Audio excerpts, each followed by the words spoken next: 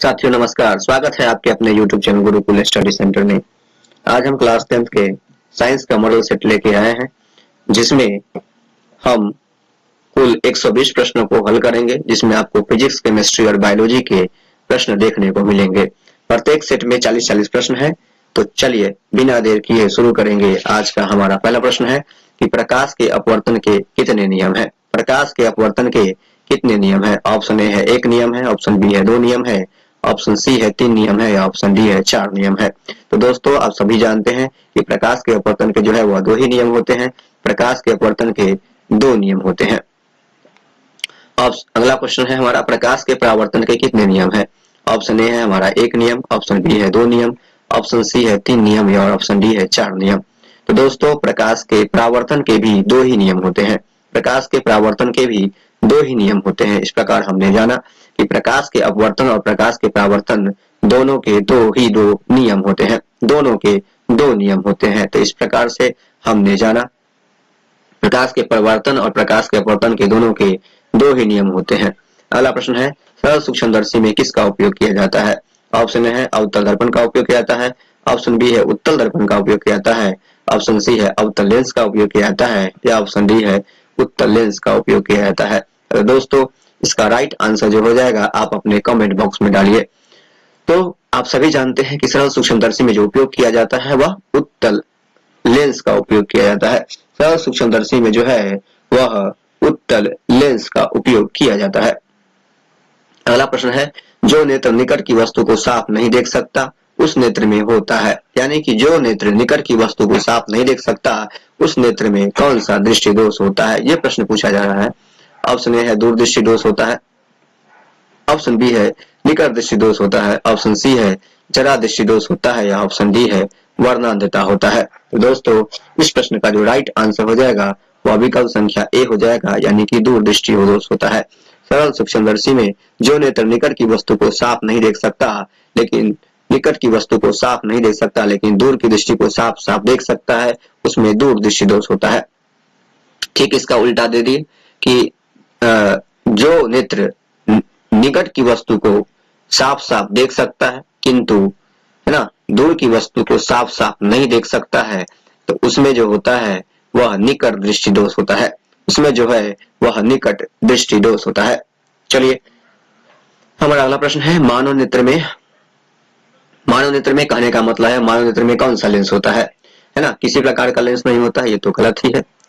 अवतल लेंस होता है ना। ऑप्शन सी है उत्तल लेंस होता है या ऑप्शन डी है उत्तल दर्पण होता है। तो दर्पण तो होने की संभावना ही नहीं है। लेंस ही हो सकता है या तो अवतल लेंस होगा या तो उत्तल लेंस होगा। तो दोस्तों आप अपने कमेंट बॉक्स में बताइए कि मानव नेत्र में कौन सा लेंस होता है। मानव नेत्र में कौन सा लेंस होता है। दोस्तों मानव नेत्र में जो होता है वह उत्तल लेंस होता है और मानव नेत्र जो है वह उत्तल लेंस की तरह व्यवहार करता है। हमारा अगला प्रश्न है, मानव नेत्र वस्तु का प्रतिबिंब निम्न में से किस भाग पर बनाता है। मानव नेत्र में जो है वह किसी वस्तु का प्रतिबिंब कहां पर बनाता है।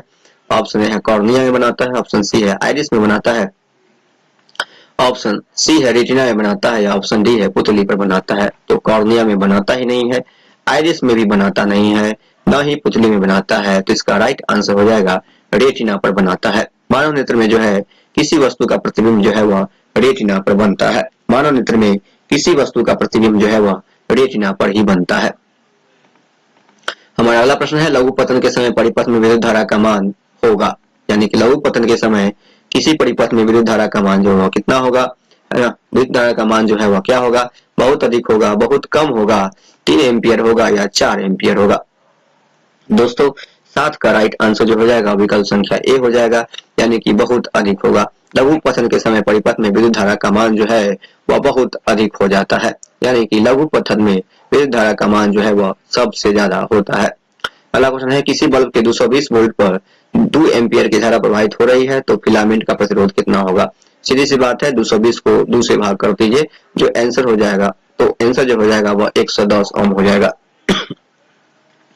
जो आंसर हो जाएगा वह 110 ओम हो जाएगा। तो इस प्रश्न का राइट आंसर हो जाएगा विकल्प संख्या बी, यानी कि 110 ओम। अगला प्रश्न है, 8 ओम प्रतिरोध वाले इन प्रतिरोधों का समांतर क्रम में जोड़ने पर तुल्य प्रतिरोध कितना होगा, है ना।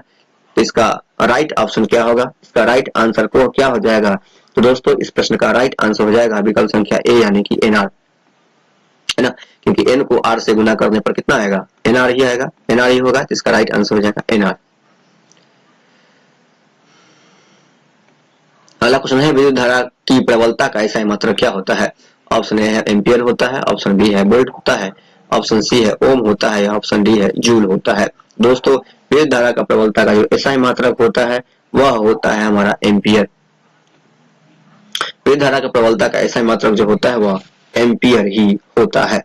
अगला प्रश्न है धारा मापने के यंत्र को क्या कहते हैं। धारा मापने के यंत्र को क्या कहा जाता है। ऑप्शन ए है आमीटर कहा जाता है ना, ऑप्शन बी है वोल्ट मीटर कहा जाता है, ऑप्शन सी है कूलम कहा जाता है, या ऑप्शन डी है एम्पियर कहा जाता है। तो दोस्तों 11 का राइट आंसर हो जाएगा विकल्प संख्या ए यानी कि आमीटर कहा जाता है। धारा मापने वाले यंत्र को आमीटर कहा जाता है। धारा मापने वाले यंत्र को आमीटर कहा जाता है। अगला क्वेश्चन है प्रतिरोध का एसआई मात्रक कितना होता है। प्रतिरोध का एसआई मात्रक कितना होता है। ऑप्शन ए है प्रतिरोध का एसआई मात्रक जो होता है वह कूलम होता है, ऑप्शन बी है एम्पियर होता है, ऑप्शन सी है ओम होता है, या ऑप्शन डी है जूल होता है। दोस्तों 12 का राइट आंसर जो हो जाएगा, 12 का राइट आंसर विकल्प संख्या सी हो जाएगा यानी कि ओम हो जाएगा। प्रतिरोध का एसआई मात्रक जो होता है वह ओम होता है। प्रतिरोध का एसआई मात्रक ओम होता है।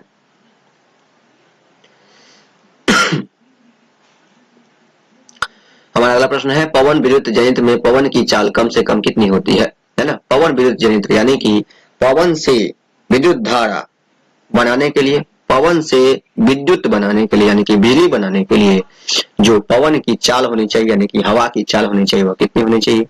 तो दोस्तों काफी इंपोर्टेंट प्रश्न है ये। 15 किलोमीटर होना चाहिए, 150 किलोमीटर प्रति घंटा होना चाहिए, 1.5 किलोमीटर प्रति घंटा होना चाहिए, 1500 किलोमीटर प्रति घंटा होना चाहिए। तो दोस्तों 13 का राइट आंसर हो जाएगा विकल्प संख्या ए 15 किलोमीटर प्रति घंटा होना चाहिए। यदि पवन का वेग 15 किलोमीटर प्रति घंटा होगा तभी जो है वह बिजली पैदा किया जा सकता है, बिजली उत्पादन किया जा सकता है। अगला क्वेश्चन है निम्नलिखित में से कौन बायोगैस ईंधन का स्रोत नहीं है। तो बायोगैस ईंधन का स्रोत नहीं है पूछ रहा है। ऑप्शन ए है लकड़ी, ऑप्शन बी है गोबर गैस, ऑप्शन सी है नाभिकीय ऊर्जा, ऑप्शन डी है कोयला। तो दोस्तों इसमें 3 ऑप्शन ऐसे हैं जो सामान्य है। लकड़ी जो है वो बायोगैस ईंधन का स्रोत है, गोबर भी बायोगैस ईंधन का स्रोत है, कोयला भी गोबर गैस ईंधन का स्रोत है, लेकिन नाभिकीय ऊर्जा जो है वह गोबर गैस ईंधन का स्रोत नहीं है। इसलिए 14 का राइट आंसर हो जाएगा विकल्प संख्या सी। 14 का राइट आंसर विकल्प संख्या सी हो जाएगा यानी कि नाभिकीय ऊर्जा हो जाएगा। अगला क्वेश्चन है ऊर्जा का सबसे अधिक प्रत्यक्ष एवं विशाल स्रोत कौन है। तो कोयला है, जिन नहीं, कोयला नहीं हो सकता है, बिजली है, ये भी नहीं हो सकता है, परमाणु बम ये भी नहीं हो सकता है। क्या हो सकता है, तो विकल्प संख्या सी हो सकता है यानी कि सूर्य हो सकता है। ऊर्जा का सबसे अधिक प्रत्यक्ष और विशाल स्रोत जो है वह सूर्य ही हो सकता है, क्योंकि सूर्य ही सभी जीवों को ऊर्जा प्रदान करता है। सूर्य ऊर्जा का बृहत्तम विशाल स्रोत है, सूर्य ऊर्जा का सबसे बड़ा स्रोत है, क्योंकि सभी जीवों को, सभी पेड़ पौधे को, सभी जीव जंतुओं को ऊर्जा जो देने का काम करता है प्रत्यक्ष या अप्रत्यक्ष रूप से वह सूर्य ही करता है। अगला क्वेश्चन है Cu2+H2 के मेल से Cu+H2O बनता है। यह किस प्रकार की अभिक्रिया है। यह उपचयन अभिक्रिया है, अपचयन अभिक्रिया है, उदासीनीकरण अभिक्रिया है, या रेडॉक्स अभिक्रिया है। तो दोस्तों इस प्रश्न का राइट आंसर हो जाएगा अपचयन अभिक्रिया। अगला क्वेश्चन है इलेक्ट्रॉन के हस्तांतरण से बने यौगिक को क्या कहते हैं। ऑप्शन ए है सहसंयोजक यौगिक कहते हैं, ऑप्शन बी है विद्युत संयोजी यौगिक कहते हैं, ऑप्शन सी है कार्बनिक यौगिक कहते हैं, या ऑप्शन डी है इनमें से कोई नहीं। दोस्तों 17 को जो हमारा राइट आंसर हो जाएगा विकल्प संख्या बी हो जाएगा यानी कि वैद्युत संयोजी यौगिक कहते हैं। इलेक्ट्रॉन के हस्तांतरण से बने यौगिक को वैद्युत संयोजी यौगिक कहेंगे। अगला क्वेश्चन है सोडियम की परमाणु संख्या कितनी होती है। ऑप्शन ए है 10 होती है, ऑप्शन बी है 11 होती है, ऑप्शन सी है 12 होती है, या ऑप्शन डी है 13 होती है। तो दोस्तों सोडियम की परमाणु संख्या जो होती है वह 12 होती है। ये काफी इंपोर्टेंट प्रश्न है, इसको ध्यान में रखेंगे कि सोडियम की परमाणु संख्या कितनी होती है। तो दोस्तों सोडियम की जो परमाणु संख्या होती है, सोडियम की जो परमाणु संख्या होती है वह 12 होती है। अगला क्वेश्चन है बेकिंग पाउडर का अणुसूत्र क्या है? काफी इंपोर्टेंट प्रश्न है, इसको आप लोग नोट कर लेंगे। बेकिंग पाउडर का अणुसूत्र कितना होता है? ऑप्शन ए है Na2CO3 होता है, ऑप्शन बी है CaCO3 होता है, ऑप्शन सी है NaHCO3 होता है, ऑप्शन डी है NaNO3 होता है। तो दोस्तों इसका राइट आंसर जो होगा विकल्प संख्या सी हो जाएगा, यानी कि NaHCO3 हो जाएगा, है ना। 19 का राइट आंसर विकल्प संख्या सी हो जाएगा, यानी कि NaHCO3। बेकिंग पाउडर का अणुसूत्र हो जाएगा NaHCO3।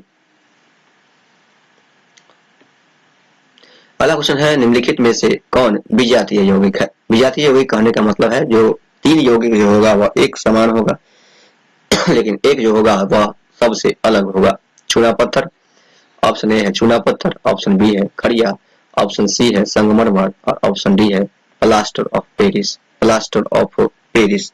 तो दोस्तों 20 का जो राइट आंसर हो जाएगा विकल्प संख्या डी हो जाएगा, प्लास्टर ऑफ पेरिस। इसको देख लें।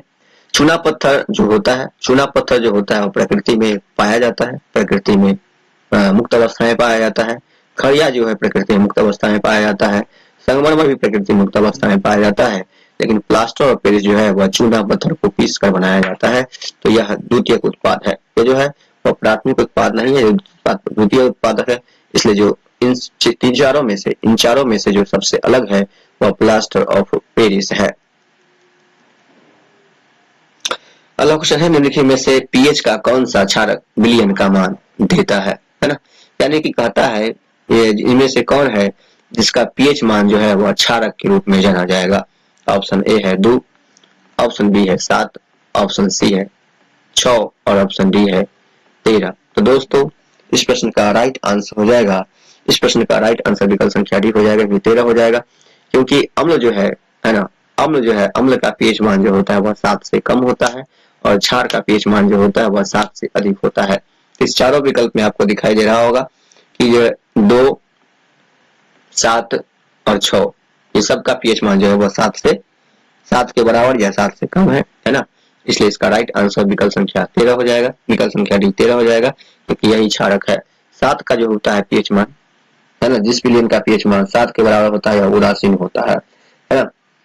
जैसे जल का पीएच मान जो होता है वह 7 होता है, इसलिए वह उदासीन होता है। ठीक है।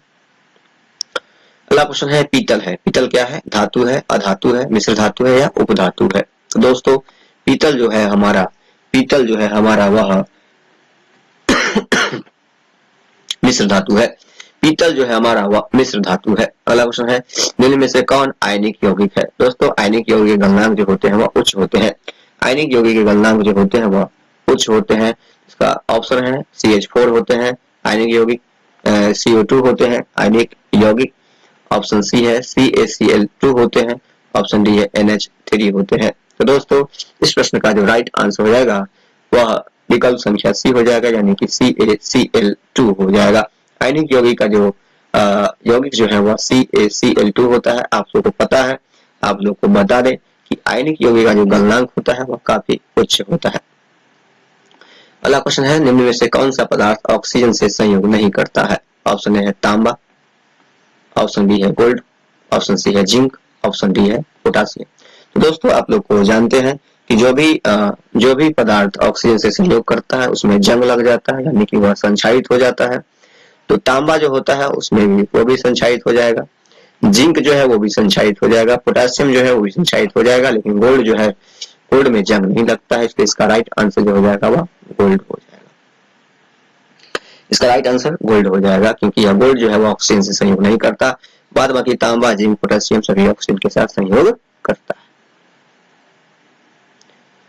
अगला क्वेश्चन है सरलतम हाइड्रोकार्बन कौन है? ऑप्शन ए है मीथेन है, ऑप्शन बी है इथेन है, ऑप्शन सी है प्रोपेन है या ऑप्शन डी है ब्यूटेन है। दोस्तों 25 का राइट आंसर हो जाएगा विकल्प संख्या ए, यानी कि मीथेन है। सरलतम हाइड्रोकार्बन जो है वो मीथेन है। मीथेन का आणविक सूत्र होता है CH4। मीथेन का आणविक सूत्र जो होता है वह CH4 होता है। मीथेन का आणविक सूत्र CH4 होता है। दोस्तों आप लोग जो गाय को पाज करते हुए देखते होंगे, तो गाय के पाज करने पर उसके मुंह से फेन निकलता है, मुंह से उजला उजला जो फेन निकलता है वह भी मीथेन गैस ही होता है, उसमें भी मीथेन पाया जाता है। इसके अलावा गोबर में भी क्या पाया जाता है, मीथेन ही पाया जाता है। अगला क्वेश्चन है कार्बन हाइड्रोजन से संयोग करके क्या बनाता है। सीधी सी बात है, कार्बन हाइड्रोजन से संयोग करेगा तो हाइड्रोकार्बन बनाएगा। कार्बन हाइड्रोजन के साथ संयोग करेगा तो क्या बनेगा, कार्बन हाइड्रोजन से संयोग करेगा तो कार्बन क्या बनाएगा, तो हाइड्रोकार्बन बनाएगा। इसका राइट आंसर हो जाएगा विकल्प संख्या बी, यानी कि हाइड्रोकार्बन। अगला क्वेश्चन है वायुमंडल में CO2 गैस की उपस्थिति कितनी होती है, यानी कि कार्बन डाइऑक्साइड की उपस्थिति कितनी होती है। वायुमंडल में कार्बन डाइऑक्साइड गैस की उपस्थिति कितनी होती है। ऑप्शन ए है 0.01% होती है, ऑप्शन बी है 0.05% होती है, ऑप्शन सी है 0.03% होती है, या ऑप्शन डी है 0.02% होती है। दोस्तों 27 का जो राइट आंसर हो जाएगा वो विकल्प संख्या सी हो जाएगा, यानी कि 0.03% होती है। वायुमंडल में कार्बन डाइऑक्साइड की प्रतिशत मात्रा 0.03% होती है। हमारा अगला प्रश्न है ओजोन के एक अणु में ऑक्सीजन के कितने परमाणुओं की संख्या होती है। ऑप्शन ए है 1 होती है, ऑप्शन बी है 2 होती है, ऑप्शन सी है 3 होती है, ऑप्शन डी है 4 होती है। दोस्तों आप लोगों को पता है ओजोन का जो आणविक सूत्र होता है या O3 होता है। ओजोन का आणविक सूत्र जो होता है वह O3 होता है, इसलिए इसका राइट आंसर हो जाएगा 3, क्योंकि ओजोन के एक अणु में ऑक्सीजन के 3 परमाणु होते हैं। हमारा अगला प्रश्न है आवर्त सारणी में कितने आवर्त होते हैं। आवर्त सारणी में कितने आवर्त होते हैं। ऑप्शन ए होते 5 आवर्त होते हैं, ऑप्शन बी है 6 आवर्त होते हैं, ऑप्शन सी है 7 आवर्त होते हैं, ऑप्शन डी है 4 आवर्त होते हैं। दोस्तों आप लोग को बता दें कि आवर्त सारणी में जो होते हैं वह 7 आवर्त होते हैं। आवर्त सारणी में आवर्तों की संख्या जो होती है वह 7 होती है। अगला क्वेश्चन है हीलियम कैसा तत्व है। हीलियम कैसा तत्व है। हीलियम जो है वह कैसा तत्व है। ऑप्शन है अक्रिय तत्व है, ऑप्शन बी है क्रियाशील तत्व है, ऑप्शन सी है सक्रिय तत्व है, और ऑप्शन डी है उदासीन तत्व है। दोस्तों हीलियम जो होता है, हीलियम जो होता है, हीलियम जो होता है वह अक्रिय तत्व होता है। हीलियम अक्रिय तत्व होता है। अगला क्वेश्चन है, एक प्रश्न आता है कि एक प्रश्न होता है कि विद्युत बल्ब में निष्क्रिय गैस क्यों भरी जाती है। विद्युत बल्ब में निष्क्रिय गैस क्यों भरी जाती है। ठीक है, तो इसका राइट आंसर हो जाएगा, इसका राइट आंसर हो जाएगा कि विद्युत बल्ब में निष्क्रिय गैस इसलिए भरी जाती है, ठीक है, ताकि वह टंगस्टन का वाष्प रोक सके। दोस्तों विद्युत बल्ब में टंगस्टन का फिलामेंट लगा हुआ होता है। विद्युत बल्ब में टंगस्टन का फिलामेंट लगा होता है, जो जलने के पश्चात जो है वह वाष्पित होता है। जलने के पश्चात वह वाष्पित होने लगता है, और उसी वाष्पन को रोकने के लिए उसमें निष्क्रिय गैस भर दी जाती है। विद्युत बल्ब में टंगस्टन के वाष्पन को रोकने के लिए निष्क्रिय गैस भर दी जाती है, ताकि वह वाष्पित न हो। दोस्तों अगर निष्क्रिय गैस नहीं भरी जाएगी तो बल्ब जो है वाष्पीकृत हो जाएगा और वह चकनाचूर हो जाएगा। तो इस प्रश्न को देख लीजिएगा। इस प्रश्न लगता है इस बार इस प्रश्न को आ ही सकता है, ये छपने वाला प्रश्न है। अगला प्रश्न है ऑक्सीजन है क्या है। दोस्तों ये प्रश्न काफी इंपॉर्टेंट है, ये बड़े बड़े बोर्ड परीक्षा में पूछ चुका है। इसके अलावा यह बीपीएससी भी पूछ चुका है। इस प्रश्न को बीपीएससी टीआरई 3 जो है वो पूछ चुका है, टीआरई 1 में भी था ये क्वेश्चन। तो इसका ऑप्शन ए है वसा होता है ऑक्सीजन, ऑप्शन बी है एंजाइम होता है, ऑप्शन सी है हार्मोन होता है, या ऑप्शन डी है कार्बोहाइड्रेट होता है। तो दोस्तों 31 का जो राइट आंसर हो जाएगा वह विकल्प संख्या ए हो जाएगा, यानी कि वसा। ऑक्सीजन जो होता है वह वसा होता है। अगला क्वेश्चन है मनुष्य में वृक्क संबंधित होता है, यानी कि वृक्क जो है मनुष्य में जो वृक्क होता है उसका काम क्या होता है। पोषण करने का, जी नहीं, वृक्क पोषण नहीं करता है। शोषण करने का, जी नहीं, वृक्क शोषण नहीं करता है। परिवहन करने का, जी नहीं, वृक्क परिवहन नहीं करता है। इसका राइट आंसर हो जाएगा वृक्क जो है वह उत्सर्जन करता है। वृक्क जो है वह उत्सर्जन करता है। उत्सर्जन से हमारा मतलब होता है शरीर में जो अपशिष्ट पदार्थ होता है उसे बाहर निकालने का काम करता है, और यह बाहर निकालने का काम जो होता है यह यूरिन के माध्यम से करता है, यानी कि मूत्र के माध्यम से करता है। अगला क्वेश्चन है मनुष्य में डायलिसिस थैली होती है कहाँ पर। नेफ्रॉन में होती है, न्यूरॉन में होती है, माइटोकॉन्ड्रिया में होती है, या कोई नहीं होती है। तो दोस्तों 33 का राइट आंसर हो जाएगा विकल्प संख्या ए, यानी कि नेफ्रॉन में। मनुष्य में डायलिसिस थैली जो होती है वह नेफ्रॉन में ही होती है। ठीक है दोस्तों, इसमें है एक माइटोकॉन्ड्रिया। ठीक है, माइटोकॉन्ड्रिया को कोशिका का पावर हाउस कहा जाता है। माइटोकॉन्ड्रिया को कोशिका का पावर हाउस कहा जाता है। ठीक है,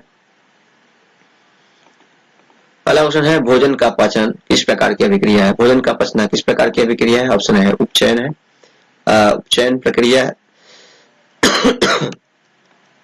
ऑप्शन बी है संयोजन अभिक्रिया है। ऑप्शन सी है अपचयन अभिक्रिया है, या ऑप्शन डी है विस्थापन अभिक्रिया है। तो दोस्तों 34 का राइट आंसर हो जाएगा, 34 का राइट आंसर हो जाएगा विकल्प संख्या ए, यानी कि उपचयन अभिक्रिया। भोजन का पचना जो है वह उपचयन अभिक्रिया है। ये क्वेश्चन भी आया है, इसको ट्रिपल स्टार लगा लीजिएगा, इसको ट्रिपल स्टार लगा लीजिएगा। ये प्रश्न इस बार आने की पूरी संभावना है। हमारा अगला प्रश्न है मुकुलन द्वारा प्रजनन किसमें होता है। ऑप्शन ए है अमीबा में, है ना।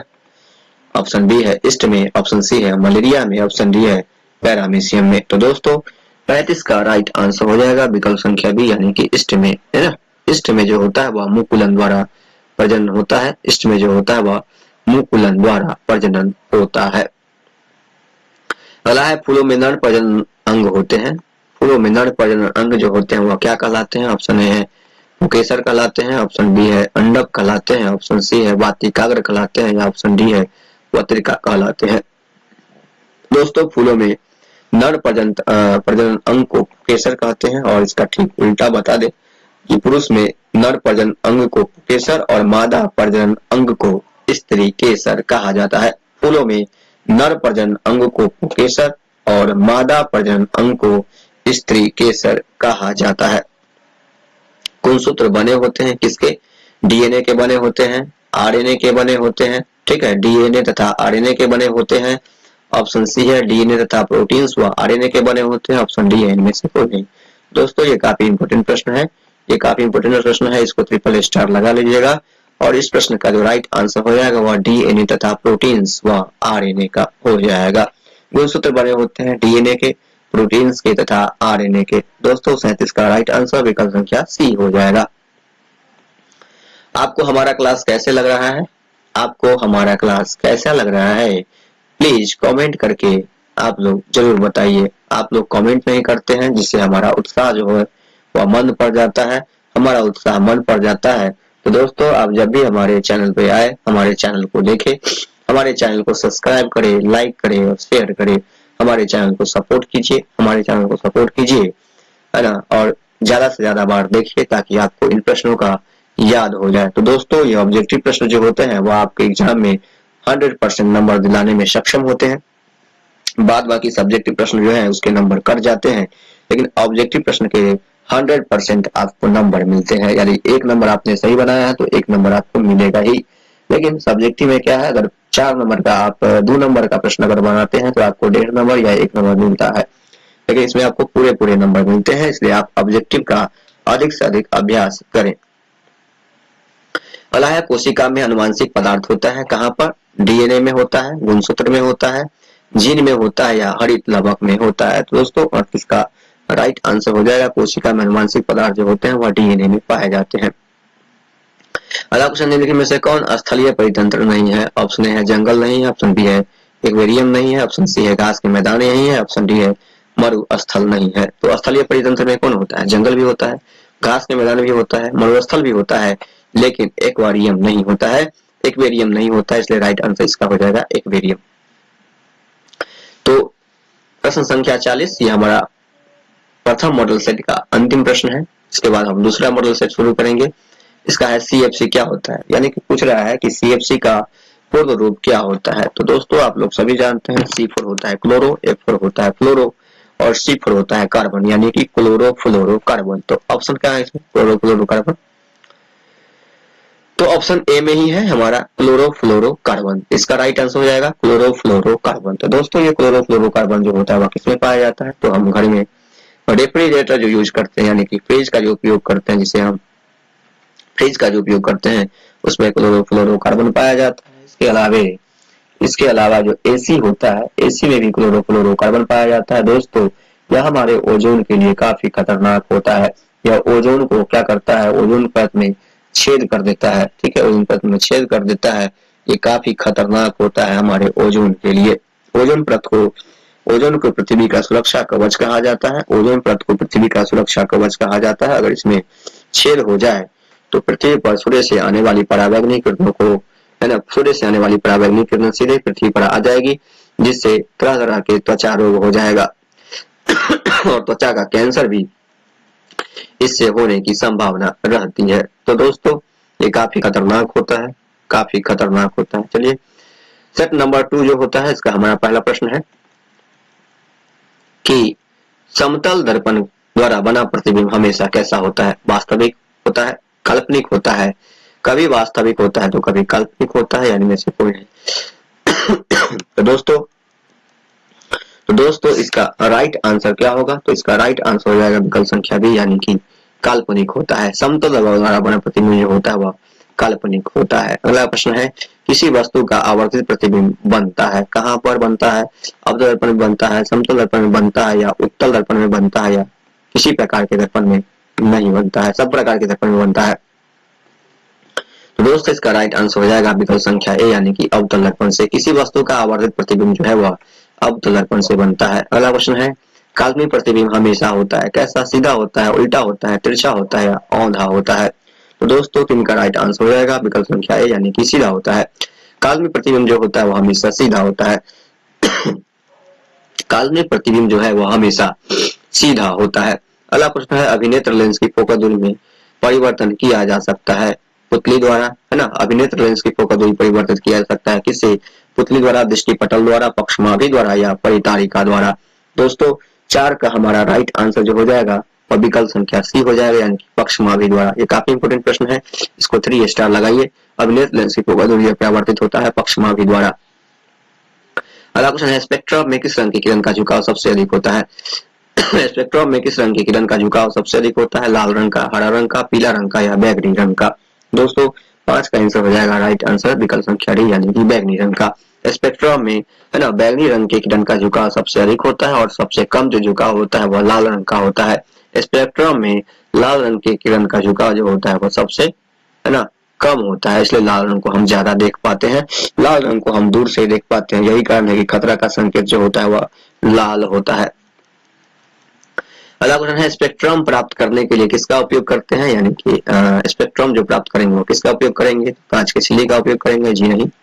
अवतल दर्पण का उपयोग करेंगे? जी नहीं। उत्तल दर्पण का उपयोग करेंगे? जी नहीं। उत्तल लेंस का उपयोग करेंगे? जी नहीं। प्रिज्म का उपयोग करेंगे? बिल्कुल करेंगे। स्पेक्ट्रम प्राप्त करने के लिए हम लोग प्रिज्म का ही उपयोग करेंगे, प्रिज्म का ही उपयोग करेंगे। अगला क्वेश्चन है 100 वाट का विद्युत बल्ब 250 वोल्ट के विद्युत मेन से जोड़ा जाता है, बल्ब में प्रवाहित धारा कितना हो जाएगा?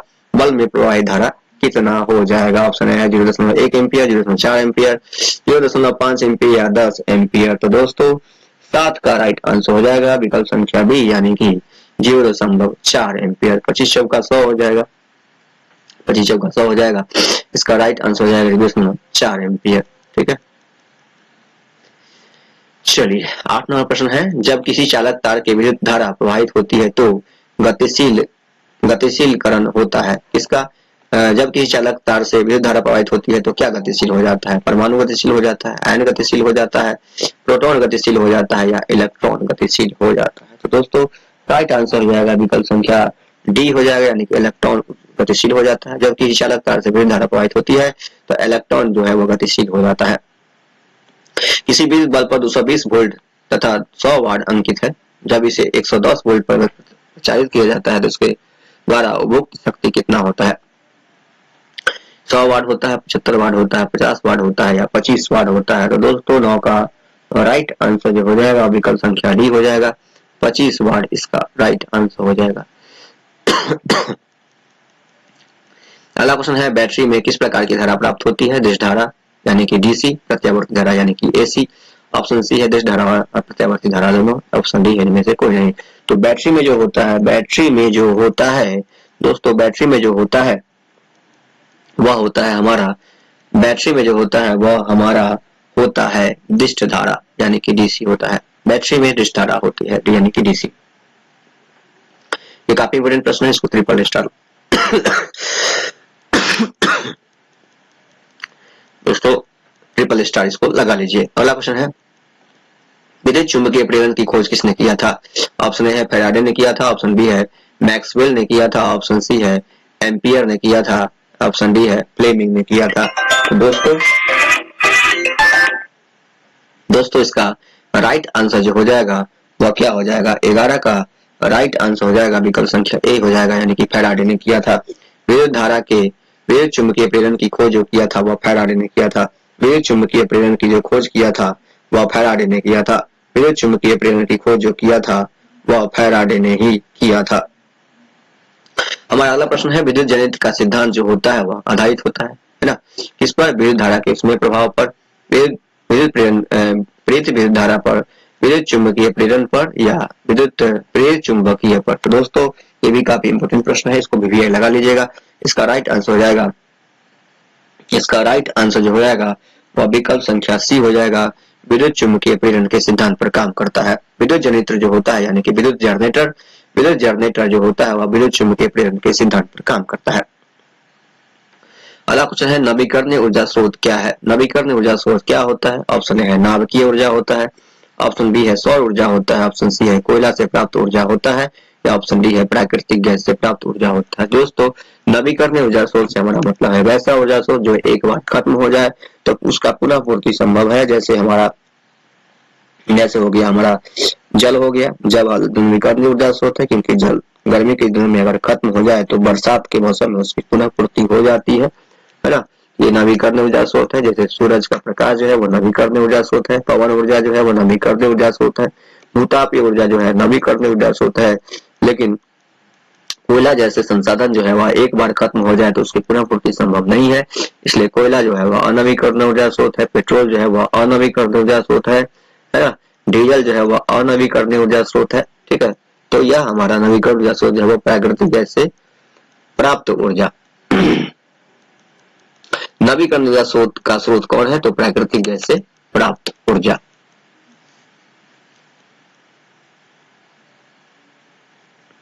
नहीं दोस्तों 13 का राइट आंसर हो जाएगा वह सौर ऊर्जा हो जाएगा, है ना? नाभिकीय ऊर्जा तो नहीं हो सकता, इसका नवीकरण नहीं किया सकता है। कोयला का नवीकरण तो बता ही चुके नहीं हो सकता है। प्राकृतिक गैस का भी नवीकरण नहीं हो सकता है। सौर ऊर्जा कहाँ? ये सूरज से प्राप्त ऊर्जा को सौर ऊर्जा कहते हैं, इसका नवीकरण हो सकता है। इसलिए 13 का राइट आंसर विकल्प संख्या बी हो जाएगा। ठीक है, अगला क्वेश्चन है अनवीकरणीय ऊर्जा स्रोत किसे कहते हैं? ठीक है, तो जिसका नयाकरण नहीं हो सकता है। जीवाश्म ईंधन, ऑप्शन बी है सौर ऊर्जा, ऑप्शन सी है पवन ऊर्जा, ऑप्शन डी है विद्युत ऊर्जा। ठीक है, तो अनवीकरणीय स्रोत है वह जीवाश्म ईंधन है। जीवाश्म ईंधन में कोयला हो जाता है, पेट्रोल हो जाता है, डीजल होता है। ये जीवाश्म ईंधन है तो इसका पुनः पूर्ति संभव नहीं है, इसलिए 14 का राइट आंसर विकल्प संख्या ए हो जाएगा। अगला क्वेश्चन है एक उत्तम ईंधन कौन है? कोयला हो ही नहीं सकता क्योंकि ये धुआं ज्यादा देता है। एक उत्तम ईंधन की विशेषता क्या होता है? जो उष्मा ज्यादा दे, धुआं कम दे, है ना? जो जिसे लाना ले जाना आसान हो, है ना? जिसका परिवहन आसान हो, जो सस्ता हो, ठीक है, और अधिक ऊर्जा पैदा करता हो। कोयला हो ही नहीं सकता है उत्तम ईंधन। लकड़ी हो ही नहीं सकता है, ठीक है, लकड़ी हो ही नहीं सकता है। पेट्रोलियम जो है ना, पेट्रोलियम जो है वह हो ही नहीं सकता है। इसका राइट आंसर हो जाएगा जैव गैस यानी कि एलपीजी गैस को एक उत्तम ईंधन है। ठीक है, अगला क्वेश्चन है जस्ता सा तनु हाइड्रोक्लोरिक अम्ल की अभिक्रिया के फलस्वरूप कौन सी गैस उत्पन्न होती है? ऑप्शन है CO2 उत्पन्न होती है, ऑप्शन बी है N2 उत्पन्न होती है, ऑप्शन सी है H2 उत्पन्न होती है, ऑप्शन डी है SO2 उत्पन्न होती है। तो दोस्तों 16 का राइट आंसर हो जाएगा विकल्प संख्या सी यानी कि H2 होती है। जस्ता तथा तनु हाइड्रोक्लोरिक अम्ल से अभिक्रिया के फलस्वरूप H2 गैस उत्पन्न होती है। हमारा अगला प्रश्न है कोई तत्व ऑक्सीजन के साथ अभिक्रिया कर उच्च गलनांक वाला यौगिक निर्मित करता है, यह यौगिक जल में विलीय है। यह तत्व कौन सा है? ठीक है, कार्बन है, कैल्शियम है ना, सिलिकॉन है या फेरस यानी कि लोहा है। इसका राइट आंसर जो होगा 17 का राइट आंसर विकल्प संख्या ए हो जाएगा यानी कि सी कैल्शियम होगा, सी होगा। निम्नलिखित अभिक्रिया में से अपघटन अभिक्रिया कौन है? तो दोस्तों इसको ध्यान से देखिए, अपघटन अभिक्रिया आपको कौन सा लग रहा है? तो अपघटन अभिक्रिया इसमें कौन लग रहा है? तो दोस्तों इसका राइट आंसर हो जाएगा विकल्प संख्या सी 2KClO3 अभिक्रिया कर। ठीक है, ये टूटने से हो रहा है 2KCl + 3O2, ये अभिक्रिया अपघटन अभिक्रिया है। ठीक है, अगला क्वेश्चन निम्नलिखित में से कौन सा लवण है? ठीक है, कौन सा लवण है? HCl यानी ये तो अम्ल है। ऑप्शन बी है NaOH, है ना, ये भी नहीं होगा। ऑप्शन सी है K2SO4, हाँ ये हो सकता है। ठीक है, 19 का राइट आंसर हो जाएगा। 19 का राइट आंसर हो जाएगा विकल्प संख्या सी K2SO4। NH4OH नहीं होगा। ठीक है, इसका राइट आंसर हो जाएगा K2SO4। अगला प्रश्न है किस लाल तप्त आयरन पर जलवाष्प प्रवाहित करने पर, है ना, कौन सा यौगिक बनेगा? किसी लाल तप्त आयरन पर जलवाष्प प्रवाहित करने पर कौन सा बनेगा? ऑप्शन ए है FeO बनेगा, ऑप्शन बी है FeO3 बनेगा, ऑप्शन सी है FeO4 बनेगा या ऑप्शन डी है FeS बनेगा। तो दोस्तों 20 का राइट आंसर हो जाएगा विकल्प संख्या सी यानी कि Fe3O4 बनेगा। किसी लाल तप्त आयरन पर जलवाष्प प्रवाहित करने पर जो बनेगा वह Fe3O4 बनेगा।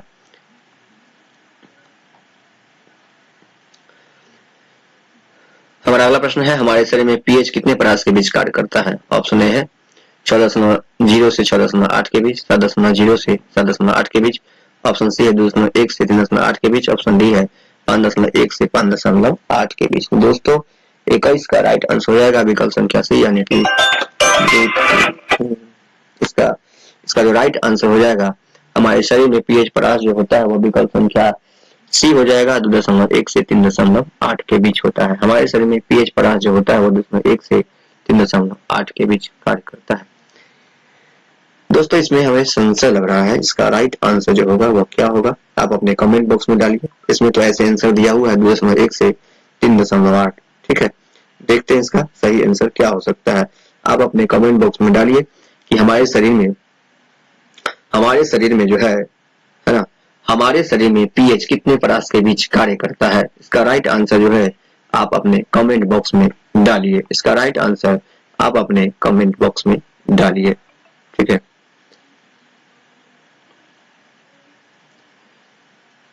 हमारे शरीर में पीएच जो है वह कितने परास के बीच कार्य करता है। ठीक है, इसका राइट आंसर आप अपने कमेंट बॉक्स में डालिएगा। ठीक है, ऑप्शन अगला क्वेश्चन है शुद्ध सोना को व्यक्त किया जा सकता है। शुद्ध सोना को व्यक्त किया जा सकता है 22 कैरेट में? जी नहीं, 24 कैरेट में। हाँ, शुद्ध सोना को व्यक्त किया जाता है 24 कैरेट में। 24 कैरेट सोना जो होता है वह शुद्ध कैरेट होता है ना। 24 कैरेट सोना जो होता है वह शुद्ध होता है और उसी 24 कैरेट को सोना को 22 कैरेट सोना में बदलकर आभूषण बनाया जाता है। तो क्वेश्चन आता है कि आभूषण बनाने के लिए कितने कैरेट सोना का उपयोग किया जाता है? तो 22 कैरेट सोना का उपयोग किया जाता है। आभूषण बनाने में 22 कैरेट सोना का उपयोग किया जाता है।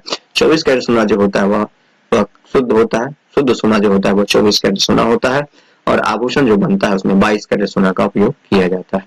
ठीक है, 2 कैरेट जो होता है वो अन्य धातुओं को मिला दिया जाता है, जैसे चांदी हो गया, तांबा हो गया। ठीक है, कौन से धातु कमरे के ताप पर ध्रुवावस्था में पाया जाता है? कौन से अधातु पूछ रहा है। ठीक है, तो अधातु जो होता है वह कौन है? ऑप्शन ए है ब्रोमीन, ऑप्शन बी है पारा, ऑप्शन सी है तांबा और ऑप्शन डी है एल्यूमिनियम। तो दोस्तों 23 का राइट आंसर जो हो जाएगा विकल्प संख्या ए हो जाएगा यानी कि ब्रोमीन। ब्रोमीन जो है वह अधातु है, पारा जो है वह धातु है। ऐसे पारा भी कमरे के तापमान पर द्रव अवस्था में पाया जाता है लेकिन कपड़ा जो है वह धातु है। ठीक है, इसका राइट आंसर जो हो जाएगा ब्रोमीन हो जाएगा। ठीक है, अगर क्वेश्चन होता है यहाँ पे कौन सी धातु कमरे के तापमान पर द्रव अवस्था में पाई जाती है तो पारा हो जाता है इसका राइट आंसर। अगला क्वेश्चन है सीसा और टिन के मिश्र धातु को क्या कहते हैं? ऑप्शन ए है सोल्डर कहते हैं, ऑप्शन बी है स्टील कहते हैं, ऑप्शन सी है गन मेटल कहते हैं, ऑप्शन डी है उपधातु कहते हैं। दोस्तों सीसा और टिन के मिश्र धातु को सोल्डर कहते हैं। यही इसी सोल्डर का उपयोग हम लोग तार को जोड़ने के लिए करते हैं। तार को जोड़ने के लिए इसी सोल्डर का उपयोग किया जाता है। ठीक है, जिसे हम सोल्डिंग भी कहते हैं, सोल्डिंग करना कहते हैं। ठीक है, इथाइल अल्कोहल का अनुसूत्र क्या होता है? ऑप्शन ए है CH3OH होता है, ऑप्शन बी है C2H5OH होता है, ऑप्शन सी है C2H6OH होता है या ऑप्शन डी है C2H2OH होता है। तो दोस्तों 25 का राइट आंसर जो होगा विकल्प संख्या बी होगा। विकल्प संख्या बी हो जाएगा यानी कि C2H5OH हो जाएगा इसका राइट आंसर। अगला क्वेश्चन में से कौन सा एरोमेट्रिक हाइड्रोकार्बन है? तो उसका राइट आंसर हो जाएगा एरोमेट्रिक हाइड्रोकार्बन जो होता है वह C6H6 होता है यानी कि बेंजीन होता है। बेंजीन जो होता है वह एरोमेट्रिक हाइड्रोकार्बन होता है। इसका सूत्र जो होता है वह C6H6 होता है। बेंजीन का जो सूत्र होता है वह C6 है ना, C6H6 होता है। दोस्तों हमने बताया था कि मानव शरीर में पीएच कितने परास के बीच कार्य करता है।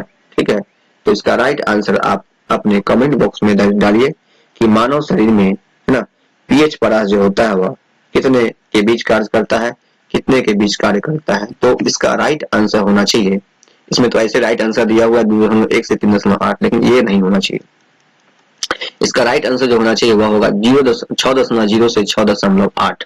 इसका राइट आंसर हो जाएगा 6.0 से 6.8 के बीच में मानव शरीर में जो पीएच परास जो होता है ना, मानव शरीर में पीएच कितने परास के बीच कार्य करता है, इसका राइट आंसर जो होगा, इसका राइट आंसर जो होगा वह होना चाहिए 6.0 से 6.0 से, है ना,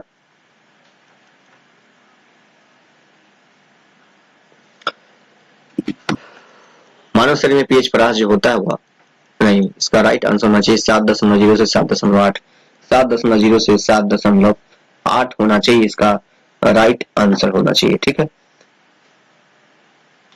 7.0 से 7.8 इसका राइट आंसर होगा, ये कंफर्म है।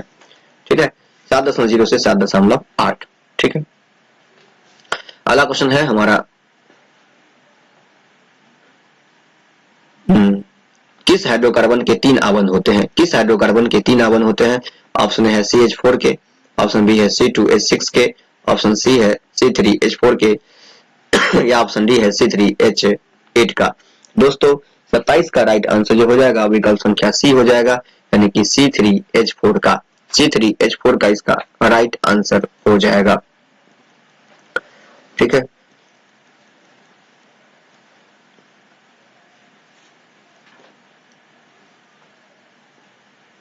अगला क्वेश्चन है, आवर्त सारणी के उदर स्तंभ को क्या कहा जाता है? आवर्त सारणी के उदर स्तंभ को क्या कहा जाता है? ऑप्शन ए है वर्ग कहा जाता है, ऑप्शन बी है आवर्त कहा जाता है, ऑप्शन सी है अपरूप कहा जाता है, ऑप्शन डी है इनमें से कोई नहीं कहा जाता है।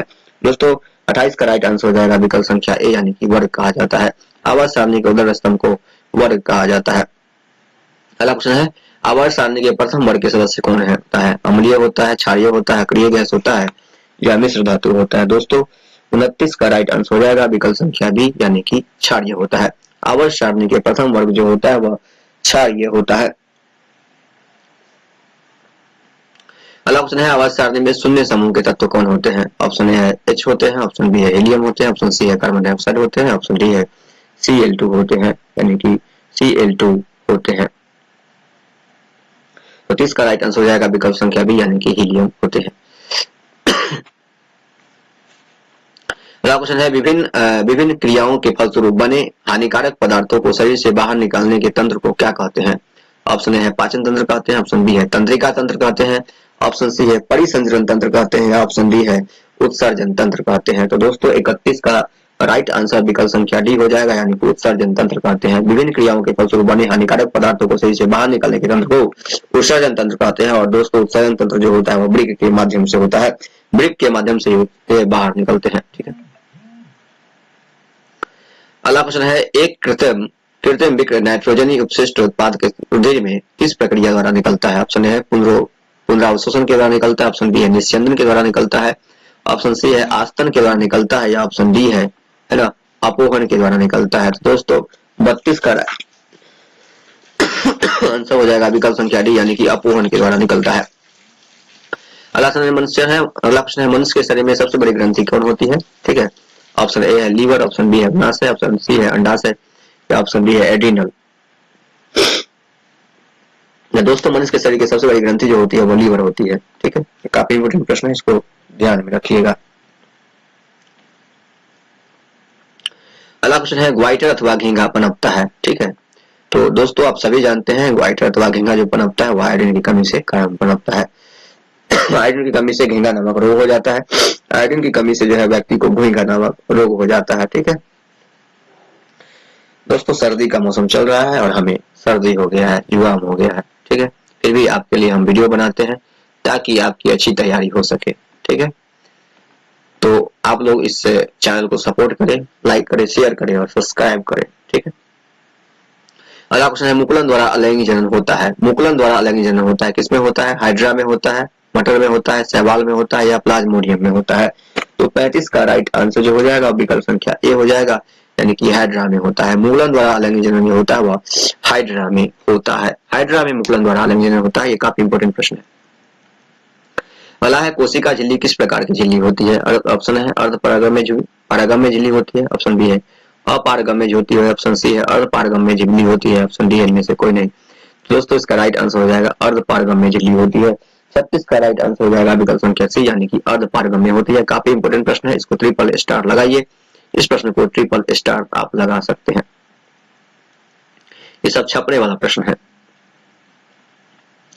37 का प्रश्न है जीन शब्द किसने प्रस्तुत किया था? ऑप्शन है जॉनसन ने, ऑप्शन बी है लैमार्क ने, ऑप्शन सी है मेंडल ने, ऑप्शन डी है ग्रिफिथ ने। तो दोस्तों 37 का राइट आंसर हो जाएगा विकल्प संख्या ए जॉनसन ने। जीन शब्द जो है वह जॉनसन ने प्रस्तुत किया था।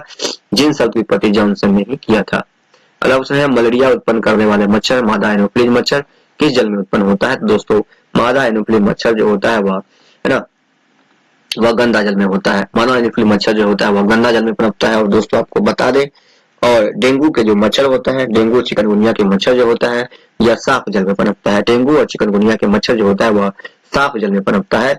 और दोस्तों जो मच्छर आपको काटता है, अब जो मच्छर आपको काटता है वह मादा होती है यानी कि मादा मच्छर होती है। नर मच्छर आपको नहीं काटता क्योंकि नर मच्छर का जो सुई होता है वह छोटा होता है, वह आपको आपके शरीर से खून नहीं निकल पाता है, इसलिए वह जंगलों में रहता है। और जो मादा मच्छर होती है वह आपके घरों में होती है, जिसे आपको काटता है आपका खून चूसता है। तो मादा मच्छर ही आपका खून चूसती है। ठीक है। अगला क्वेश्चन है निम्नलिखित में से कौन एक प्रक्रम है जो अपघटित होने वाला पदार्थ है? यानी कि जैव अपघटन द्वारा कौन सा पदार्थ जो है वह अपघटित होता है? सूखा घास और पत्ता बिल्कुल ये अपघटन हो सकता है। पॉलिथीन गैस ये अपघटन नहीं हो सकता है क्योंकि ये सड़ता नहीं है। रबर भी नहीं सड़ता है। प्लास्टिक की बोतल भी नहीं सड़ता है। इसका राइट आंसर हो जाएगा सूखे घास और पत्ते। अगला क्वेश्चन है सेट नंबर 2 का ये अंतिम प्रश्न है। हरे पौधे कहलाते हैं। हरे पौधे क्या कहलाते हैं? ऑप्शन बी है उत्पादक कहलाते हैं, ऑप्शन बी है अपघटक कहलाते हैं, ऑप्शन बी है उपभोक्ता कहलाते हैं, ऑप्शन सी है आहार श्रृंखला कहलाते हैं। दोस्तों हरे पौधे जो होते हैं वो उत्पादक कहलाते हैं यानी कि प्रोड्यूसर कहलाते हैं। हरे पौधे के उत्पाद ही हम लोग खाते हैं। मनुष्य जो होता है वह निश्चित रूप से है ना उपभोक्ता होता है। मनुष्य जो होता है वह उपभोक्ता होता है। और मनुष्य जो होता है वह क्या खाता है? मनुष्य जो होता है वह है ना वह प्रत्यक्ष या परोक्ष रूप से जानवरों और पेड़ पौधे पर निर्भर होता है, क्योंकि जानवरों से हम दूध मांस मछली अंडा प्राप्त करते हैं और पेड़ पौधों से हम लोग फल फूल सब्जियां अनाज प्राप्त करते हैं। तो मनुष्य जो होता है वो उपभोक्ता होता है और पौधे जो होता है वो उत्पादक होते हैं, है ना। हरे पौधे जो होते हैं प्रकाश संश्लेषण क्रिया द्वारा अपना भोजन बनाते हैं। हरे पौधे प्रकाश संश्लेषण क्रिया द्वारा अपना भोजन बनाते हैं, है ना। अगला प्रश्न है मॉडल सेट 3 का पहला प्रश्न, गोलीय दर्पण में फोकसांतर एवं वक्रता केंद्र के बीच का संबंध क्या है? तो इसका सूत्र होता है F बराबर R/2। इसका सूत्र होता है F बराबर R/2। इसमें देखिए ऑप्शन में कौन सा है, F बराबर R/2। तो R बराबर 2F जो है इसमें अगर ध्यान से देखिएगा अब तक इसको F यहाँ पर रखने दीजिए तो 2 जो है इधर आ जाएगा तो F बराबर R/2 हो जाएगा, यानी कि आंसर हो जाएगा विकल्प संख्या ए का, यानी कि R बराबर 2F। अगला प्रश्न है निर्गत किरण अभिलंब के बीच के कोण को क्या कहते हैं? ठीक है, निर्गत किरण और अभिलंब के बीच को कोण को क्या कहते हैं? ऑप्शन है आपतन कोण कहते हैं, ऑप्शन बी है परावर्तन कोण कहते हैं, ऑप्शन सी है निर्गत कोण कहते हैं, ऑप्शन डी है इनमें से कोई नहीं कहते हैं। तो दोस्तों दू का जो राइट आंसर हो जाएगा प्रश्न संख्या 2 का राइट आंसर हो जाएगा विकल्प संख्या सी, यानी कि निर्गत कोण कहते हैं, है ना, निर्गत कोण कहते हैं। अगला प्रश्न है 1 मीटर फोकस दूरी वाला उत्तल लेंस की क्षमता क्या होती है? ठीक है, तो दोस्तों आप सभी जानते हैं उत्तल लेंस की क्षमता जो होती है, उत्तल लेंस की फोकस क्षमता जो होती है वह धनात्मक होती है, अवतल लेंस की क्षमता जो होती है वो ऋणात्मक होती है। तो 3 का राइट आंसर हो जाएगा विकल्प संख्या बी हो जाएगा, यानी कि एक डायोप्टर हो जाएगा, एक डायोप्टर हो जाएगा। सामान्य आंख के लिए निकट दृष्टि स्पर्श दर्शन की न्यूनतम दूरी कितनी होती है? तो ये काफी इंपोर्टेंट प्रश्न है और ये कई बार एग्जाम में पूछा जा चुका है। इसका राइट आंसर होगा 25 सेंटीमीटर। सामान्य आंख के निकट स्पर्श दर्शन की न्यूनतम दूरी जो होती है वो 25 सेंटीमीटर होती है और सामान्य आंख की दूर बिंदु जो होती है वो अनंत होती है। यही कारण है कि आप चंद्रमा को, सूरज को, तारे को देख पाते हैं, क्योंकि आप जो है वह दूर दूर की वस्तु को भी देख पाते हैं, लेकिन स्पर्श दर्शन की अगर दूरी बताया जाएगा तो वो 25 सेंटीमीटर होगा। किस दृष्टि दोष के निवारण के लिए अवतल लेंस के चश्मे का उपयोग किया जाता है? ऑप्शन है दीर्घ दृष्टि दोष के लिए, ऑप्शन बी है निकट दृष्टि दोष के लिए, ऑप्शन सी है विदुकता के लिए, ऑप्शन डी है जरा दृष्टि दोष के लिए। दोस्तों 5 का हमारा राइट आंसर हो जाएगा विकल्प संख्या बी, यानी कि निकट दृष्टि दोष के लिए। निकट दृष्टि दोष को दूर करने के लिए अवतल लेंस के चश्मे का उपयोग किया जाता है और दूर दृष्टि दोष का निवारण करने के लिए जो है वह उत्तल लेंस के चश्मे का उपयोग किया जाता है। बोला है निकट दृष्टि दोष में किस लेंस का उपयोग किया जाता है, तो वही प्रश्न आ गया। निकट दृष्टि दोष में उत्तल लेंस के चश्मे का उपयोग किया जाता है। निकट दृष्टि दोष में उत्तल लेंस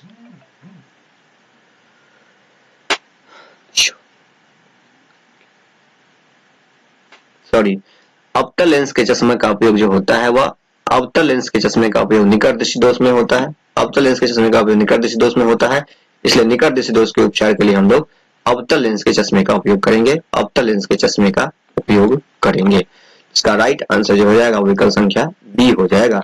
निकट दृष्टि दोष में किस लेंस के चश्मे का उपयोग किया जाता है, तो हो जाएगा अवतल लेंस के चश्मे का उपयोग किया जाता है। यही प्रश्न को उलट पुलट कर दिया है। ठीक है, 5 नंबर जो प्रश्न है उसी प्रश्न को 6 नंबर में उलट के दे दिया है। एक वोल्ट कहलाता है, ऑप्शन है 1 जूल बटा 1 सेकंड को, ऑप्शन बी है 1 जूल बटा 1 कूलम को, ऑप्शन सी है 1 जूल बटे 1 एम्पियर को, और ऑप्शन डी है इनमें से कोई नहीं। दोस्तों 7 का राइट आंसर हो जाएगा विकल्प संख्या बी, 1 जूल बटे 1 कूलम को कहा जाता है। ठीक है, अगला क्वेश्चन है आमीटर को विद्युत परिपथ में कैसे जोड़ा जाता है। ऑप्शन है श्रेणी क्रम में, ऑप्शन बी है पार्श्वबद्ध में, ऑप्शन सी है ए और बी दोनों यानी कि श्रेणी क्रम और पार्श्वबद्ध दोनों में, ऑप्शन डी है इनमें से कोई नहीं। तो दोस्तों 8 का राइट आंसर हो जाएगा विकल्प संख्या ए यानी कि श्रेणी क्रम में आमीटर को जोड़ा जाता है श्रेणी क्रम में। अगला क्वेश्चन निम्नलिखित में से कौन सा पद विद्युत शक्ति गुण विपरीत नहीं करता है। ऑप्शन है I square R, I R square, D Y या डी स्क्वायर आई आर बटे आर। तो 9 का राइट आंसर हो जाएगा विकल्प संख्या बी यानी कि आई आर स्क्वायर जो है वह विद्युत शक्ति की निरूपण नहीं करता, बाद बाकी सब करता है। एक कूलम्ब तुल्य है, किसके तुल्य है?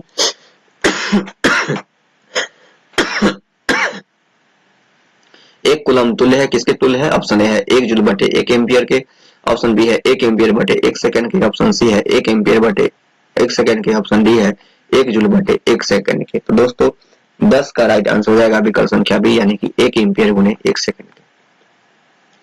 अगला क्वेश्चन है किलोवाट घंटा मात्रक है, किसका मात्रक है? ऑप्शन ए है विद्युत शक्ति का, ऑप्शन बी है विद्युत ऊर्जा का, ऑप्शन सी है धारा का, ऑप्शन डी है इनमें से कोई नहीं का।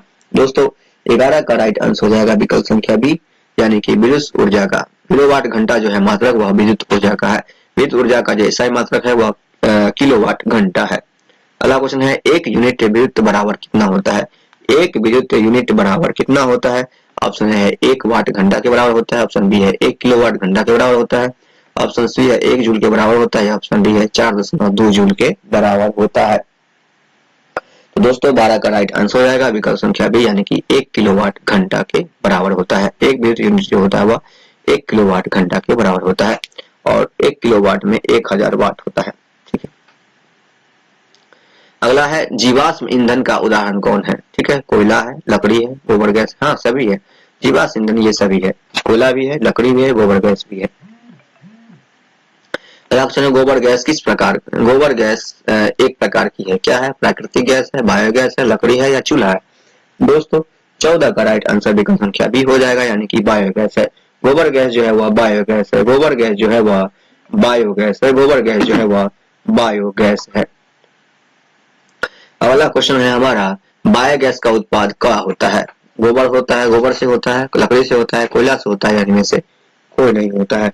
तो 15 का राइट आंसर हो जाएगा विकल्प संख्या ए गोबर होता है। बायोगैस का उत्पाद जो होता है वह गोबर होता है। ठीक है, यानी कि गोबर से ही बायोगैस बनाया जाता है। ठीक है, अगला क्वेश्चन है निम्न में से कौन उत्पाद लेड नाइट्रेट को गर्म करने पर प्राप्त होता है? ऑप्शन ए है O2, ऑप्शन बी है NO2, ऑप्शन सी है NO2 और N2, ऑप्शन सी है NO2 और O2। तो दोस्तों 16 का राइट आंसर जो हो जाएगा विकल्प संख्या डी हो जाएगा यानी कि हो जाएगा NO2 और O2। अगला क्वेश्चन निम्न में से कौन सही है? N2CO3 into 5H2O, ये नहीं होगा। N2CO3 into 10H2O, N2CO3 into 7H2O, Na2CO3 into 2H2O। दोस्तों 17 का राइट आंसर हो जाएगा, 17 का राइट आंसर विकल्प संख्या बी हो जाएगा यानी कि NO2CO3 into 10H2O। ठीक है, ये सही सूत्र है। ठीक है, ये सूत्र किसका है ये आप कमेंट बॉक्स में डालिएगा। अगला क्वेश्चन है लोहे से जिंक लेपित करने की क्रिया को क्या कहते हैं? तो लोहे को जिंक से लेपित करने की प्रक्रिया को क्या कहते हैं? ऑप्शन ए है संचारण कहते हैं। नहीं, संचारण का अर्थ होता है जंग का लगना। ऑप्शन बी है गैल्वेनीकरण कहते हैं। ऑप्शन सी है पानी चढ़ना कहते हैं। ऑप्शन डी है विद्युत अपघटन करना कहते हैं। तो दोस्तों 18 का राइट आंसर विकल्प संख्या बी हो जाएगा, यानी कि गैल्वेनीकरण कहते हैं। लोहे से जिंक को लेपित करने की क्रिया को गैल्वेनीकरण कहते हैं और इसे जंग से बचाने के लिए किया जाता है। जंग लगने का अर्थ है संचारण होना, संचार होने का अर्थ है जंग का लगना। अगला क्वेश्चन निम्न में से कौन गंधीय सूचक है? गंधीय सूचक मतलब क्या होता है कि गंध से उसकी सूचना प्राप्त की जाती है। तो वेनिला, ऑप्शन बी है प्याज, ऑप्शन सी है शकरकंद, ऑप्शन डी है लौंग का तेल। तो दोस्तों 19 का राइट आंसर हो जाएगा विकल्प संख्या नहीं पूछ रहा है, निम्न में कौन गंधीय सूचक नहीं है? तो शकरकंद गंधीय सूचक नहीं है, बाद बाकी सभी गंधीय सूचक है, यानी कि वेनिला भी गंधीय सूचक है, प्याज भी गंधीय सूचक है, लौंग का तेल भी गंधीय सूचक है, लेकिन शकरकंद हमारा गंधीय सूचक नहीं है। अगला क्वेश्चन है निम्नलिखित में से द्विपक्षकारी अम्ल कौन है? ऑप्शन ए है HCl, ऑप्शन बी है H3PO4, ऑप्शन सी है HNO3, ऑप्शन डी है H2SO4। तो दोस्तों 20 का राइट आंसर जो हो जाएगा, 20 का राइट आंसर हो जाएगा विकल्प संख्या डी, यानी कि H2SO4।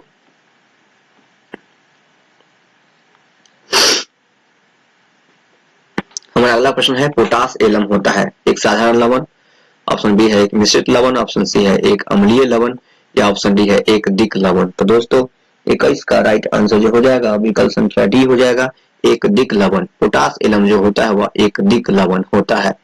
अगला क्वेश्चन निम्नलिखित में से कौन प्रबल लवण होता है? प्रबल लवण कौन होता है? NaCl, BaCl2, BaSO4 या LiCl। तो दोस्तों 22 का राइट आंसर हो जाएगा, 22 का राइट आंसर विकल्प संख्या ए हो जाएगा, यानी कि NaCl होता है। प्रबल लवण जो है वह NaCl होता है, यानी कि नमक होता है। नमक को ही हम प्रबल लवण कहते हैं। अगला क्वेश्चन है निम्नलिखित में से कौन एक से अधिक अम्लीय लवण बनाएगा? कौन है जो एक से अधिक अम्लीय लवण बनाएगा? ऑप्शन ए है CH3COOH, ऑप्शन बी है H3PO4, ऑप्शन सी है CH2COOH या ऑप्शन डी है ZNO। तो दोस्तों 23 का राइट आंसर हो जाएगा विकल्प संख्या बी, यानी कि H3PO4। H3PO4 ही है हमारा प्रबल अधिक लवणीय बनाएगा। H3PO4 जो है वह अधिक अम्लीय लवण बनाएगा। अगला क्वेश्चन है 1 विलयन किसी नीले लिटमस पत्र को लाल रंग में परिणत कर देता है तो वह संभवतः विलयन का पीएच मान कितना होता है ना? पीएच मान कितना होगा? ऑप्शन ए है 8 होगा, ऑप्शन बी है 10 होगा, ऑप्शन बी है सी है 12 होगा, ऑप्शन डी है 6 होगा। तो दोस्तों इसका राइट आंसर हो जाएगा 6।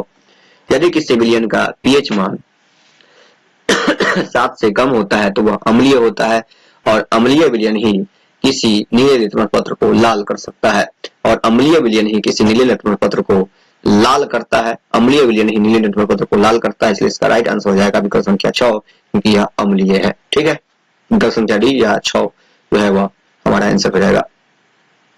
इथेन का आणविक सूत्र C2H6 है। इसमें क्या होता है? 6 सहसंयोगी यौगिक, 7 सहसंयोगी यौगिक बंध, 8 सहसंयोगी बंध, या ऑप्शन डी है 9 सहसंयोगी बंध। दोस्तों 25 का राइट आंसर विकल्प संख्या ए हो जाएगा, यानी कि 6 सहसंयोगी बंध होता है। इसमें 6 एथेन में 6 सहसंयोगी बंध होता है। अगला क्वेश्चन है सबसे कठोर तत्व कौन है? सभी जानते हैं सबसे कठोर जो होता है वह हीरा होता है। हीरा जो होता है वह सबसे कठोर होता है। हीरा जो होता है वह सबसे कठोर होता है। कार्बन के 2 अपरूप होते हैं, हीरा और ग्रेफाइट। ठीक है, तो हीरा जो होता है वह विद्युत के कुचालक होता है, लेकिन ग्रेफाइट जो होता है वह विद्युत के सुचालक होता है। ग्रेफाइट का उपयोग हम लोग पेंसिल बनाने में करते हैं। ग्रेफाइट का उपयोग हम लोग पेंसिल बनाने में करते हैं। ठीक है, तो सबसे कठोर तत्व जो होता है वह हीरा होता है। ठीक है, अगला क्वेश्चन है अकड़ीय तत्व कौन होता है? ऑप्शन ए है कार्बन होता है, ऑप्शन बी है हीलियम होता है, ऑप्शन सी है सोना होता है, ऑप्शन डी है हाइड्रोजन होता है। दोस्तों 27 का राइट आंसर हो जाएगा विकल्प संख्या बी, यानी कि हीलियम। अकड़ीय तत्व जो होता है वह हीलियम होता है। अगला क्वेश्चन है मीथेन में कितने सहसंयोगी बंधन होते हैं? तो मीथेन का सूत्र जो होता है वह CH4 होता है। मीथेन का सूत्र जो होता है वह CH4 होता है, इसलिए मीथेन में है ना 4 सहसंयोगी बंधन होते हैं, यानी कि 4 मीथेन में 4 सहसंयोजक बंधन होते हैं। अगला क्वेश्चन है आधुनिक आवर्त सारणी में तत्वों के वर्गीकरण का आधार क्या है? ठीक है, ऑप्शन ए है परमाणु आयतन, ऑप्शन बी है परमाणु घनत्व, ऑप्शन सी है परमाणु द्रव्यमान, और ऑप्शन डी है परमाणु संख्या। दोस्तों आधुनिक आवर्त सारणी में तत्वों के वर्गीकरण का जो आधार है तत्वों का वर्गीकरण का आधार जो है वह परमाणु संख्या है। तत्वों का वर्गीकरण का आधार जो है वह परमाणु संख्या है। अमोनिया के अणु में नाइट्रोजन और हाइड्रोजन के परमाणु की संख्या कितनी होती है? तो अमोनिया के अणु में नाइट्रोजन और है ना, अमोनिया के अणु में नाइट्रोजन हाइड्रोजन के परमाणु की संख्या का जो अनुपात होती है वह कितनी होती है? तो ऑप्शन ए है 2:1, ऑप्शन बी है 1:2, ऑप्शन सी है 1:3 या ऑप्शन डी है 3:1। तो दोस्तों इसका राइट आंसर हो जाएगा विकल्प संख्या सी, यानी कि 1:3। अमोनिया के एक अणु में नाइट्रोजन के हाइड्रोजन के परमाणु की संख्या जो होती है वह 1:3 होती है। अगला क्वेश्चन है इंसुलिन नामक हार्मोन की कमी से कौन सा रोग हो जाता है? तो आपको सबको पता है ना, इंसुलिन नामक हार्मोन की कमी से कौन सा रोग हो जाता है? तो ऑप्शन ए है उच्च रक्तचाप यानी कि high blood pressure, option B है मधुमेह, ऑप्शन सी है घेंघा रोग, ऑप्शन डी है बौनापन। ठीक है, तो दोस्तों उच्च रक्तचाप जो है वो हो ही नहीं सकता है। घेंघा जो होता है वो आयोडीन की कमी से होता है। बौनापन जो होता है वो एसटीएच हार्मोन की कमी से होता है। तो इसका राइट आंसर हो जाएगा मधुमेह। मधुमेह का इलाज जो होता है वह इंसुलिन नामक हार्मोन की सुई देकर किया जाता है और इंसुलिन की कमी से मधुमेह का रोग हो जाता है। मधुमेह का अर्थ होता है चीनी का बीमारी। 32 का क्वेश्चन है वाष्पोत्सर्जन कैसी प्रतिक्रिया है? ऑप्शन ए है शारीरिक, ऑप्शन बी है भौतिक, ऑप्शन सी है रासायनिक, ऑप्शन डी है प्राकृतिक। दोस्तों 32 का राइट आंसर जो हो जाएगा वो विकल्प संख्या बी हो जाएगा, भौतिक हो जाएगा। वाष्पोत्सर्जन जो है वो भौतिक प्रतिक्रिया है। अगला क्वेश्चन निम्नलिखित में से कौन सा पदार्थ हार्मोन है? ठीक है, इंसुलिन, ऑप्शन ए है इंसुलिन, ऑप्शन बी है थायरॉक्सिन, ऑप्शन सी है एस्ट्रोजन, ऑप्शन डी है साइटोकाइनिन। तो दोस्तों 33 का राइट आंसर जो हो जाएगा विकल्प संख्या डी हो जाएगा, है ना, साइटोकाइनिन। साइटोकाइनिन जो है वह पादप हार्मोन है ना, साइटोकाइनिन जो है वह पादप हार्मोन है ना, साइटोकाइनिन जो है वह पादप हार्मोन है, यानी कि यह पादप में पाया जाने वाला हार्मोन है साइटोकाइनिन। तो तंत्रिका कोशिका के मध्य खाली स्थान को क्या कहते हैं? तो सभी जानते हैं, ऑप्शन ए है द्रुमिका, ऑप्शन बी है सिनेटिक दरार, ऑप्शन सी है एक्सॉन, ऑप्शन डी है आवेग। दोस्तों दो तंत्रिका कोशिका के मध्य खाली स्थान को सिनेटिक दरार कहते हैं, सिनेटिक दरार कहते हैं। काफी इंपोर्टेंट प्रश्न है, यह कई बार एग्जाम में पूछ चुका है, इसलिए इस क्वेश्चन को ट्रिपल स्टार लगाइएगा, इस प्रश्न को ट्रिपल स्टार लगाइएगा। कहीं कहीं इसमें देखने को मिलेगा सिनेटिक दरार की जगह पर आपको मिलेगा सिनेप्स, कहीं पर सिनेटिक दरार की जगह पर आपको सिनेप्स देखने को मिलेगा। चलिए 35 नंबर प्रश्न है हमारा, निम्नलिखित में से कौन मानव में मादा जनन तंत्र का भाग नहीं है? मादा जनन तंत्र का भाग नहीं पूछ रहा है। अंडाशय बिल्कुल है मादा जनन तंत्र का भाग, गर्भाशय भी है ना, डिंब वाहिनी भी है, लेकिन शुक्र वाहिका नहीं है। शुक्र वाहिका जो है वह नर जनन तंत्र का भाग है, शुक्र वाहिका। ठीक है, तो राइट आंसर हो जाएगा इसका शुक्र वाहिका, क्योंकि नहीं पूछा है। अगला प्रश्न है परागकोश में होता है, ऑप्शन ए है बाह्य जलपुंज, ऑप्शन है अंडाशय, ऑप्शन बी है अंडक, ऑप्शन डी है परागकण। तो दोस्तों परागकोश में जो होता है, परागकोश में जो होता है वह परागकण ही पाया जाता है, परागकोश में परागकण पाया जाता है। ठीक है, और ये परागकण जो होता है वह फूलों में पाया जाता है। द ऑरिजिन ऑफ स्पीशीज नाम पुस्तक किसने लिखी है? दोस्तों इस बार कई बार इसका आंसर हम दे चुके हैं, कई बार हम बता चुके हैं, हमने अलग अलग सेट में भी इसका आंसर दिया है कि द ऑरिजिन ऑफ स्पीशीज नामक जो पुस्तक है वह चार्ल्स डार्विन की पुस्तक है। चार्ल्स डार्विन की जो पुस्तक है द ऑरिजिन ऑफ स्पीशीज जो है वह चार्ल्स डार्विन की पुस्तक है। अगला क्वेश्चन है मनुष्य में कितने जोड़े गुणसूत्र होते पाए जाते हैं? दोस्तों इस प्रश्न को भी हम कई बार बता चुके हैं, ये सब क्वेश्चन बार बार रिपीट होता है, इसलिए क्वेश्चन को ध्यान में रखेंगे। मनुष्य के शरीर में 23 जोड़ा गुणसूत्र पाया जाता है, मनुष्य के शरीर में 23 जोड़ा गुणसूत्र यानी कि 46 गुणसूत्र होता है। दोस्तों इस 46 गुणसूत्र में 23 जोड़ा गुणसूत्र में जो होता है वह दो लिंग गुणसूत्र होता है, XX जो होता है वह मादा में पाया जाता है और XY जो होता है वह पुरुष में पाया जाता है। तो XX और XY जो होता है वह लिंग गुणसूत्र होता है। मादा पक्ष का X किसी पुरुष पक्ष का X किसी पुरुष पक्ष का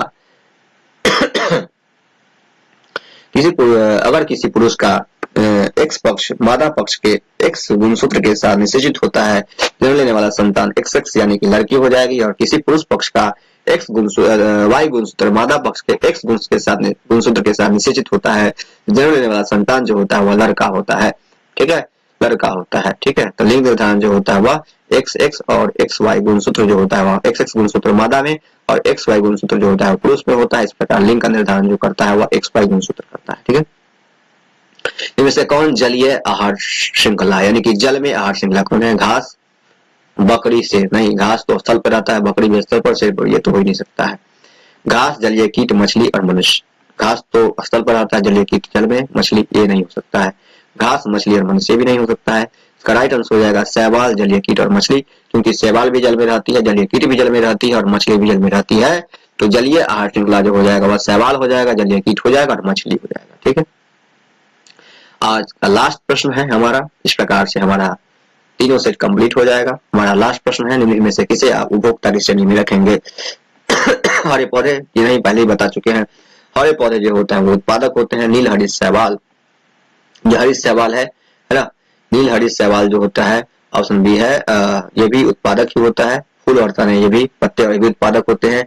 लेकिन जंगली जानवर जो होते हैं वो उपभोक्ता होते हैं, क्योंकि यह प्राथमिक जंगली जानवर जो होता है वह फूल पत्तों को खाते हैं, पेड़ पौधे को खाते हैं, इसलिए उपभोक्ता जो हो जाएगा वह जंगली जानवर हो जाएगा। इसलिए 40 का राइट आंसर हो जाएगा विकल्प संख्या सी।